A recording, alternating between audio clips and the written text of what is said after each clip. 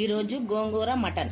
దీనికి కావాల్సిన పదార్థాలు ఇదిగోండి: గోంగూర, మటన్, దీంట్లోకి పసుపు, కొబ్బరి మసాలా, గరం మసాలా, ధనియాల పొడి, అల్లం వెల్లుల్లి పేస్ట్, ఉప్పు, కారం, ఆయిల్ 100 గ్రామ్, పచ్చిమిర్చి, ఉల్లిపాయ, టమాటా, కొత్తిమీర.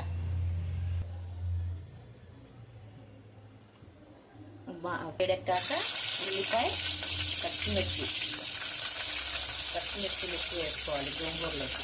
టమాటా, కొత్తిమీర, అల్లం పేస్ట్, పసుపు, కారం, ఉప్పు వేసి అందులో గోంగూర వేసి ఉడకనివ్వాలి. ఇది ఉడికాక మటన్లో కలుపుకోవాలి. గోంగూర ఒకవైపు పక్కన పెట్టుకొని అది ఉడుకుతుండగా కుక్కర్ పెట్టుకొని అందులో ఆయిల్ వేసుకోవాలి. ఆయిల్ వేసుకొని అందులో కొంచెం మటన్ వేసుకొని వేడెక్కాక ఆయిల్ అందులో ఉల్లిపాయలు, పచ్చిమిర్చి, టమాటా, కొత్తిమీర అన్నీ వేసుకోండి. అన్నీ వేసుకొని పసుపు, ధనియాలు, గరం మసాలా, కొబ్బరి మసాలా, టేస్ట్కి తగ్గట్టు ఉప్పు, ఒక పెద్ద స్పూన్ కారం, అల్లం వెల్లుల్లి పేస్ట్ వేసి కొంచెం వాటర్ పోసుకొని మూత పెట్టి ఉడకనిద్దాం.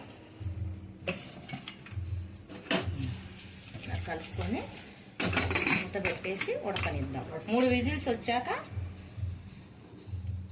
చూద్దాం. 3 విజిల్స్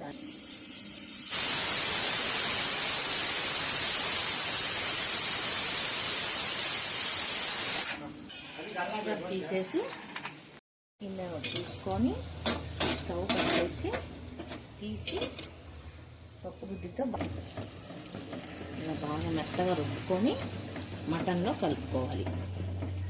మెత్తగా రుబ్బుకోవాలి పప్పు గుడ్డితో. రుబ్బుకుంటేనే అప్పుడు బాగుంటుంది. లేకపోతే ఆకులు ఉండి టేస్ట్ బాగోదు. కొంతమంది అందులోనే వేసేస్తారు, అలా వేయకూడదు.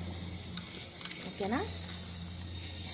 రుబ్బుకొని మెత్తగా తీసి మటన్ ఇలా కుక్కర్ తీసి చూసి మటన్ ఉడికిందో లేదో చూసుకోండి. బాగా మెత్తగా ఉడికిపోయింది. ఇప్పుడు